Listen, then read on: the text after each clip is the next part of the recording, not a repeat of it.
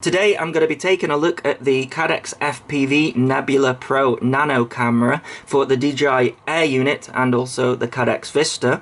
You can see on the front that it says HD low latency, so this Nano camera is as capable as the original DJI camera in that it does 120 FPS low latency. It can switch aspect ratios from 4:3 to 16:9, and it also supports 50 megabit. It comes in this sealed box. Let's check out what's inside. There's another seal on top as well as a scratch and sniff underneath to verify that it's a genuine Cadex product. Inside the box we have got some screws and we have got the camera in a anti-static bag. We've also got a card with a QR code on the back. The dimensions are 14mm by 16mm by 16mm. The coax is 80mm long and it comes out of the top and the back rather than pointing upwards, which is going to be good for mounting. They say that it weighs 3.5 grams, so let's verify that. It says it weighs 4 grams. And then compare that to the original Nebula Nano, which in my opinion is defunct since the Polar Nano came out. That weighs 5.3 grams. And just like the Polar Nano, you can see that it's quite a smaller camera. We've got a smaller lens and also a lower profile body in general. The model I've gone for is the Beta FPV Pavo 30. It's not my favourite model, but it does at least have a fairly decent camera mount for a nano camera. The original Nebula Nano was in this mount and it didn't produce any jello. Now the obvious choice for this camera would be something with a naked Vista in it to make use of how light the camera is, but unfortunately the only one I have is this Beta FPV 85X with the naked Vista, and sadly this casing produced jello with the Polar camera. Okay, the Nebula Pro Nano 4:3, 120 FPS, a little bit of sun. Does look like the center of the sensor is just off the center like previous cameras. As you see the prop protectors down there, one is showing the bottom left more than the bottom right. So many dog walkers out here today because this is the only bit of sun we've had for a while. We'll have to navigate around them.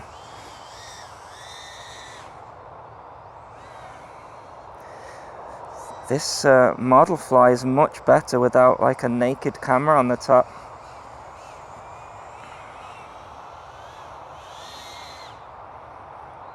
Even does acro. Right, the camera. Okay, well, just brilliant, isn't it? I'll see if I can put some of the information on the screen so you can see, that it's running at 50 megabit and the latency is currently showing 24 milliseconds. The box says 28 milliseconds, but I guess that's an average.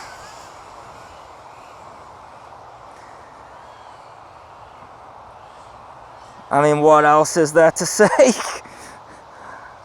I mean, the quality is just amazing.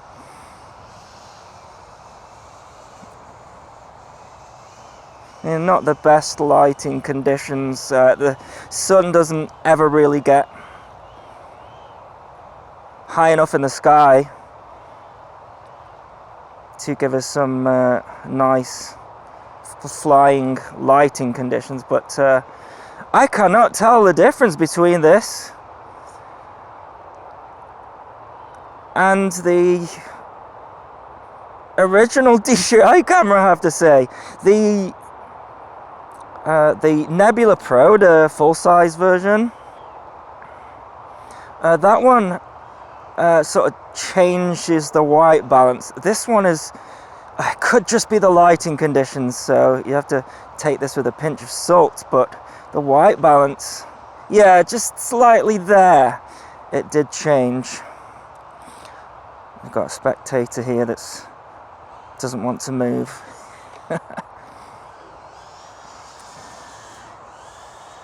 Ah, there we go. There we got a slight change in the white balance there. You can see from like blue to warm, so cool to warm. That's something that the DJI camera does do a little bit better. See there? I can just turn it on if I want. Blue, warm. Blue, warm. But it's not bad at all, man. The quality is amazing.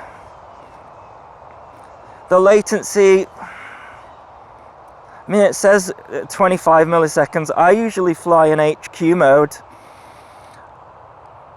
It comes from flying with other people, so we have to fly at 25 megabit. And if you fly in HQ mode, it basically looks the same as 50 megabit, except you're running at 60 FPS instead of 120, slightly higher latency, but I can't tell the difference.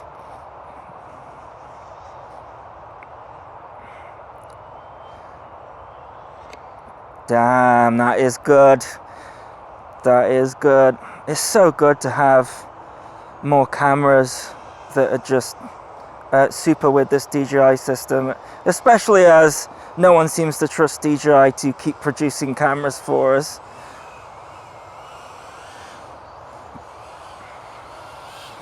So windy today.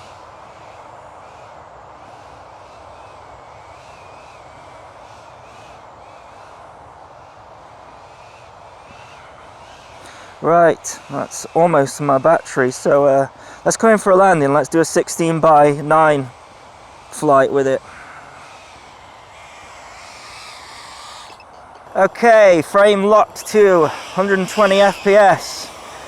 So just like the original DJI camera and also the original Nebula Pro, that's so difficult remembering the names of these things. The 16:9 does crop the top and bottom of the image, so actually you'll see that we no longer have got the prop protectors in shot, but we lose vertical field of view. Not so much of a problem on a fixed wing plane. It's actually how I prefer to fly in 16:9, but with a quad I always favor more vertical field of view. It's because, you know, when you're having to get speed, you are moving forward. Oh, we got a helicopter up there. Lots of helicopters around here at the moment. Ever since that blimmin' I'm a Celebrity program started. They're all flying to there. Come on, son, you could do it.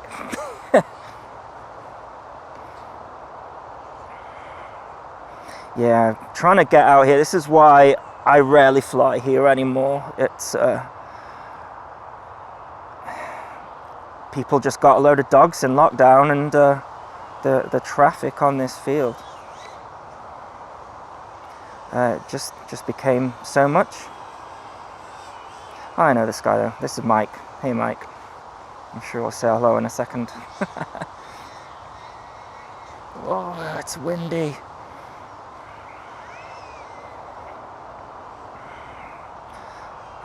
Yeah, this battery's a little bit puffed, so I don't think we're going to get a long flight time out of it. But anyways, yeah, I mean, it's just superb. Really, what could I say? Impressed.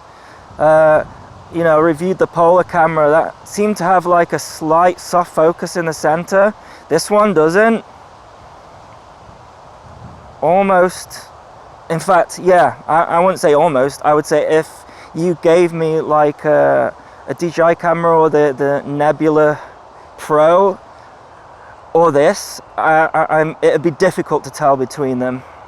I don't think I'd tell between this. The lens is so much smaller, but yeah, it looks great. Hopefully be a link in the video description as well as a pinned comment if you want to get one of these for your lightweight build. But yeah, I don't know what more to say. I'll just fly around. Let's enjoy the flight.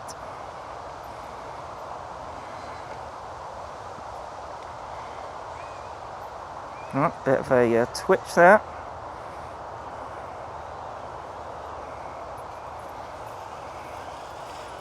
Hey Mike. I'm alright, how are you?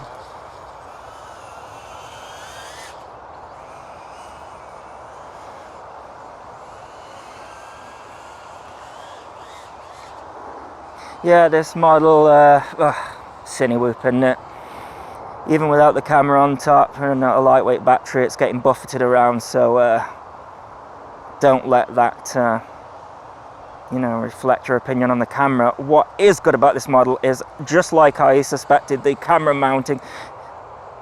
All you drone designers, whatever, you need to work on your camera mounting.